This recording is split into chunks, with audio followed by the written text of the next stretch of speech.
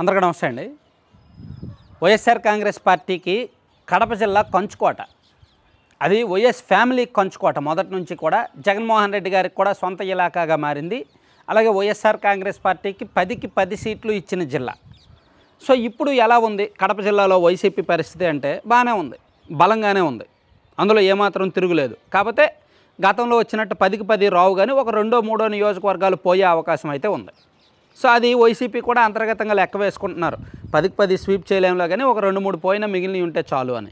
అయితే ఊహించినటువంటి పరిణామాలు ఆ పార్టీని కంగారు పెడుతున్నాయి. అసలు సీఎం జగన్మోహన్ రెడ్డి గారి సొంత జిల్లాలో వైసీపీలో ఏదో జరగబోతోంది అనే ఆందోళన పార్టీలో ఆకస్మికంగా వస్తోంది. శ్రీరామచంద్రయ్య గారు యాక్చువల్గా ఆయన సీనియర్ పొలిటీషియన్, రకరకాలుగా పార్టీలు మారిన చరిత్ర ఉంది. చాలాసార్లు ఆయన పార్టీలు మారారు. ప్రజారాజ్యంలోకి జనసేనలోకి వెళ్ళారు. ఆయన ప్రజారాజ్యం అనుకుంటా కదా, అలాగే కాంగ్రెస్లోకి వెళ్ళారు. గతంలో టీడీపీలో ఉన్నారు, తర్వాత కాంగ్రెస్, తర్వాత వైసీపీ. సో ఇప్పుడు మళ్ళీ ఈరోజు టీడీపీలో జాయిన్ అయ్యారు. ఆయన అంటే కొంచెం సబ్జెక్ట్ ఉంది, సీనియర్ పొలిటీషియను, బలిజ సామాజిక వర్గానికి చెందిన నాయకుడు. ఆయనకు పై స్థాయిలో మంచి పరిచయాలు ఉన్నాయి కానీ గ్రౌండ్ లెవెల్లో ఏదో ఒక నియోజకవర్గాన్ని అంటే పిఆర్ పబ్లిక్ రిలేషన్స్ అంతగా లేవు. కాకపోతే పరిపాలనా వ్యవహారాల మీద, ఆంధ్రప్రదేశ్ రాష్ట్ర పరిస్థితుల మీద, రాజకీయాల మీద మంచి అవగాహన ఉంది. సో ఆయన సీనియారిటీకి తగ్గట్టు ఆ పార్టీలో విలువ లేదనో, లేదా ఆ పార్టీ సరిగ్గా పట్టించుకోవట్లేదనో కారణంతో ఆయన ఈరోజు వైసీపీకి రిజైన్ చేసి తెలుగుదేశం పార్టీలో జాయిన్ అయ్యారు. ఆయన సొంత జిల్లా కడప జిల్లా, బలిజ సామాజిక వర్గానికి చెందిన నాయకుడు. ఆయనకు వైసీపీలో చాలామంది కాపు నాయకులతో బంధుత్వాలు కూడా ఉన్నాయి.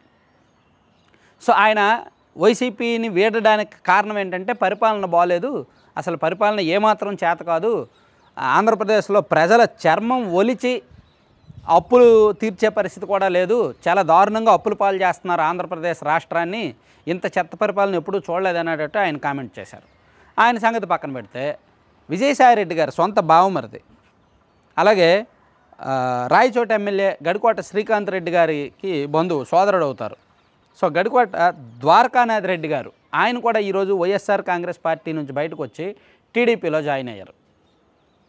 సో ఒకే రోజు అదే జిల్లాకు చెందిన 2 భిన్నమైన సామాజిక వర్గాలకు చెందిన నాయకులు తెలుగుదేశం పార్టీలో చేరడం అనూహ్యమైన పరిణామం. కడప జిల్లాలో బలిజ సామాజిక వర్గ ఓట్లు ఎక్కువ ఉంటాయి. ఒక 4 నియోజకవర్గాల్లో వాళ్ళ ప్రభావం ఎక్కువ. కడప టౌన్తో పాటు కమలాపురం కావచ్చు, అలాగే అటు రాజంపేట, రైల్వే కోడూరు ఆ ప్రాంతంలో బలిజ సామాజిక వర్గం ఓట్లు ఎక్కువ ఉంటాయి. ఇతర నియోజకవర్గాల్లో కూడా 10-15 వేలు అరౌండ్ ఉంటారు. అలాగే పులివెందుల్లో కూడా వాళ్ళ ఓట్లు ఎక్కువే. అలాగే రెడ్డి సామాజిక వర్గం ప్రభావం అంటే మనకు తెలుసు. సో ఈ 2 సామాజిక వర్గాలకు చెందిన నాయకులు కూడా టీడీపీలో జాయిన్ అవడంతో అసలు ఉమ్మడి కడప జిల్లాలో వైఎస్ఆర్ కాంగ్రెస్ పార్టీలో ఒక్కసారిగా భయం మొదలైంది. మరోవైపు సిట్టింగ్ ఎమ్మెల్యేల్లో కూడా ఒక 3 మారుస్తారనే టాక్ ఉంది.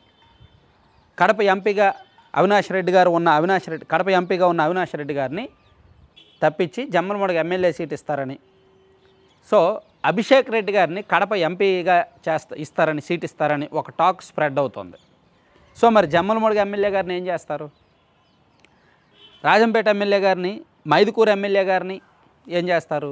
రాజంపేటలో 2 గ్రూపులు ఉన్నాయి. అమర్నాథ్ రెడ్డి గారును ప్రస్తుత ఎమ్మెల్యే మేడ మల్లికార్జున రెడ్డి గారికి 2 గ్రూపులు ఉన్నాయి. సో వాళ్ళిద్దరిని ఎలా సర్దుబాటు చేస్తారనేది డౌట్. అలాగే మైదుకూరు ఎమ్మెల్యే ఆయన రఘురామరెడ్డి గారు చాలా సీనియర్ ఎమ్మెల్యే. సో ఆయన్ను తప్పిస్తారనే ఒక టాక్ ఉంది. కమలాపురం ఎమ్మెల్యేగా ఉన్న సీఎం జగన్మోహన్ రెడ్డి గారు మేనమామ రవీంద్రారెడ్డి గారిని తప్పిస్తారనే టాక్ ఉంది. ఇలా రకరకాల వ్యవహారాలు అంతర్గతంగా జరుగుతున్నాయి. సో పార్టీలో ఒక 2-3 సీట్లు ఇవ్వకపోతే వాళ్ళు పార్టీ మీద తిరుగుబాటు చేసే అవకాశాలు ఉన్నాయి. ఎందుకంటే సీఎం గారు సొంత జిల్లాలో ఎమ్మెల్యేలు కొంచెం పట్టున్నోళ్ళే, అంత పట్టు లేని వాళ్ళు ఏమీ కాదు. వాళ్లకు కాన్స్టిట్యున్సీలో కాస్త ప్రెస్టీజియస్గా తీసుకునే పరిస్థితులు ఉన్నాయి. సో వాళ్ళను సీట్లు ఇవ్వకపోతే వాళ్ళు తిరుగుబాటు చేస్తారు.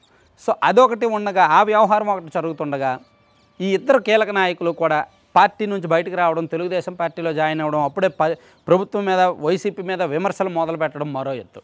ఇవిలా ఉంటే మరోవైపు ఈరోజు కడప ఎయిర్పోర్ట్లో బ్రదర్ అనిల్ గారు, అలాగే బీటెక్ రవి గారు కలిశారు.